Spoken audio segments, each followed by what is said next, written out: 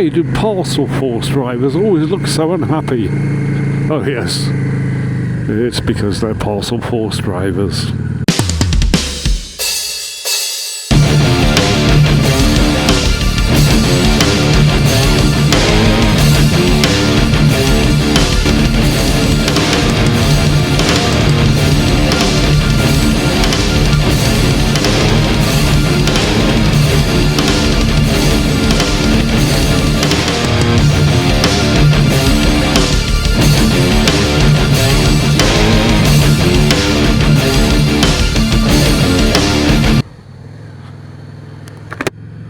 Well, hello everybody, and welcome back to the channel. We are the Mighty Guru Yogurt.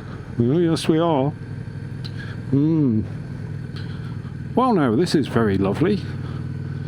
I've just had a very calm day at work.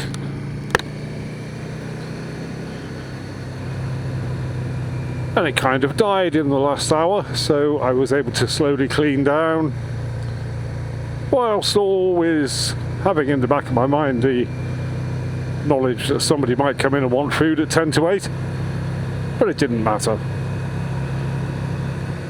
Nobody did come, and so I was out of the kitchen by about 8:30, and so I get to ride home whilst it's still light.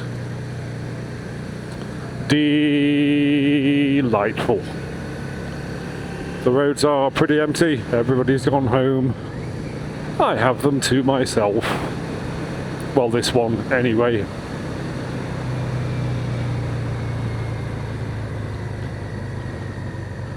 This is, of course, as regular viewers will know, one of my favourite roads in all of Cumbria. The A593, linking Ambleside with Coniston and then Broughton in Furness. It really is a delightful piece of road. Some nice twists and turns. One or two long straight bits. And some fantastic landscape.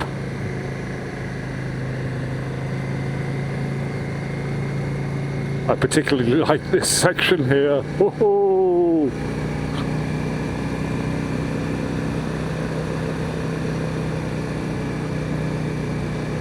And for the most part the surface is pretty good. There are one or two big potholes, but they're few and far between.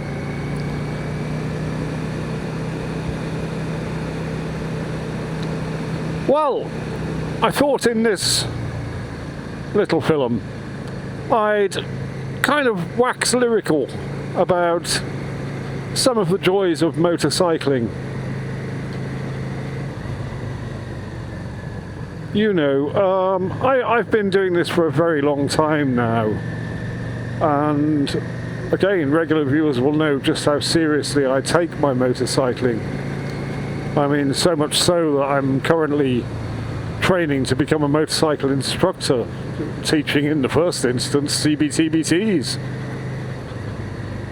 You know, anything I can do to promote motorcycling has got to be a good thing. And while I'm talking to students as I'm doing my training, I take every opportunity to talk to them about all of the many, many benefits of riding a motorcycle as opposed to driving a car. And so I thought for this little episode I'd talk through a few of those. Now, of course, one of the things that makes a big difference between driving in a car and riding a motorcycle, and this is a notion that is explored in a fabulous book by Robert Pirsig, Zen and the Art of Motorcycling.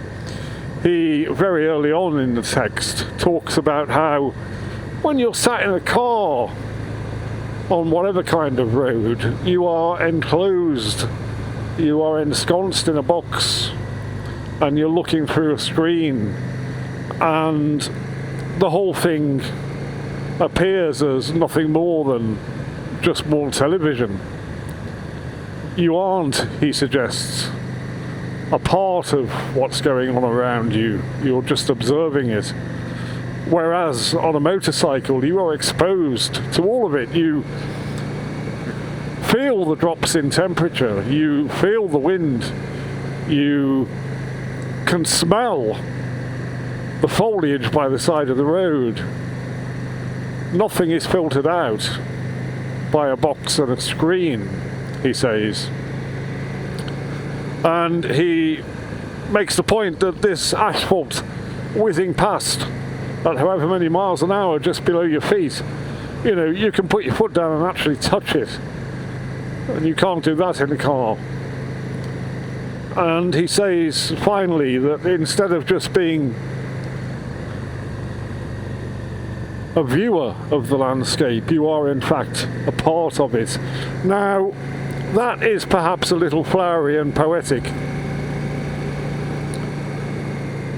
but I think he does justice to one of the really important distinctions between being in a car and being on a motorcycle. There are many other distinctions to be made, of course. One of them is to do with our vulnerability as motorcyclists. Now, it should be obvious to absolutely everybody that in any collision involving a car and a motorcycle, there is never any question as to who is coming off worst. It will be the person on the motorcycle. No two ways about that. That vulnerability means that as safe and alert and conscious motorcyclists, we have to focus almost our entire attention on the road ahead. Not just the road ahead, but whatever is going on around us. On a motorcycle, anything that moves is a potential hazard. And while we are riding, 90% of our attention has to be necessarily focused on the riding, the whole process of riding. And there is no room in your head for clutter. Now, it's certainly true that the longer you ride and the more mindfully, if you like, you ride, the more quickly good habits of observation and alertness, and indeed handling the machine, become so ingrained that they really are second nature. Your motorcycle becomes essentially not a machine, but a part of you. You are the motorcycle.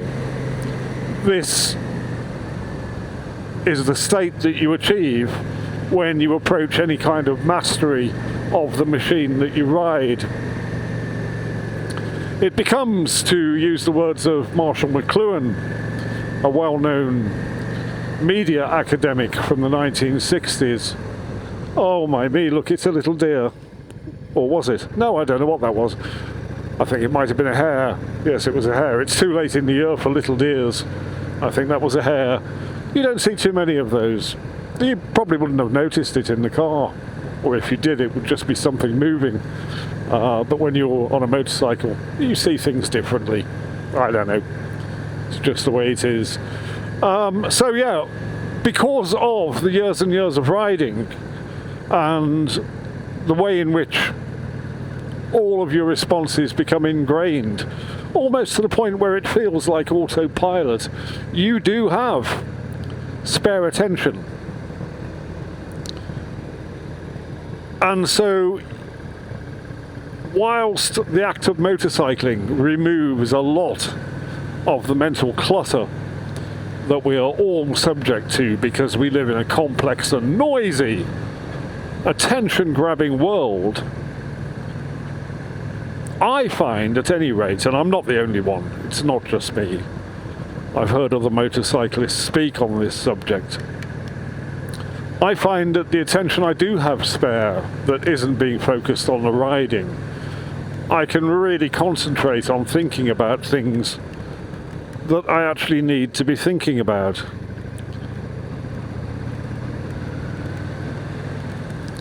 Or indeed want to be thinking about. Like, for example, at the moment, you know, I have absolutely no problem articulating my thoughts on the subject I'm discussing, whilst also paying 100% attention to what's going on the road.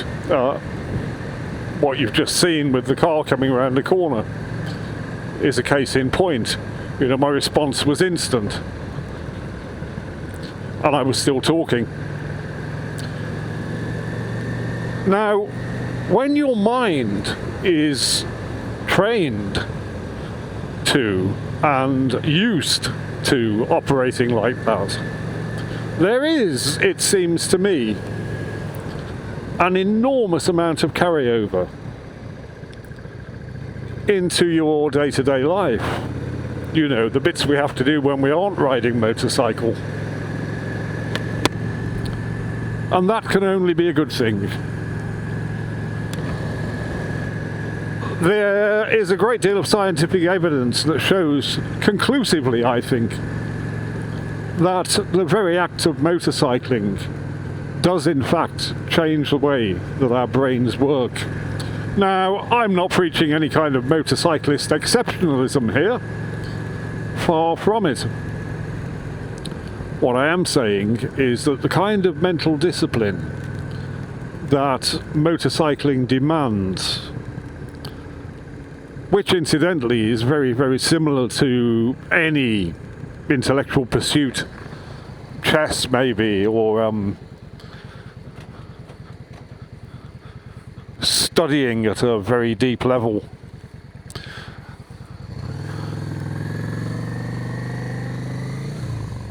In fact, frees up your mind to be able to think creatively in a way that you could not have done without that mental discipline in the first place. So that would be number 2 then. The clarity of mind that comes from riding a motorcycle.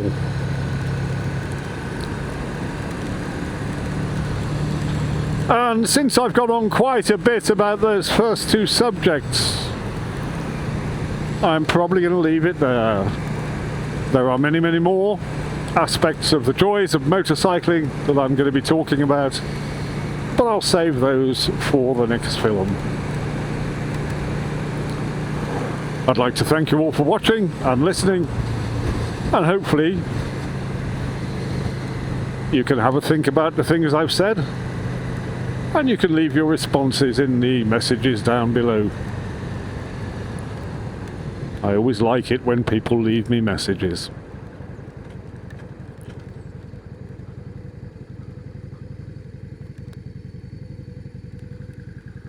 And we will see you in the next one.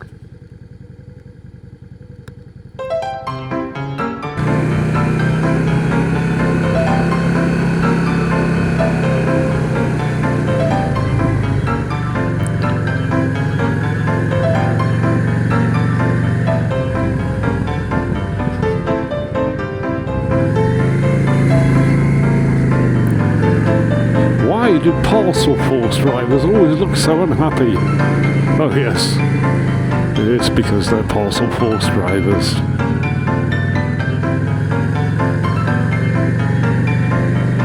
Now then. Oh, he's getting out of the way.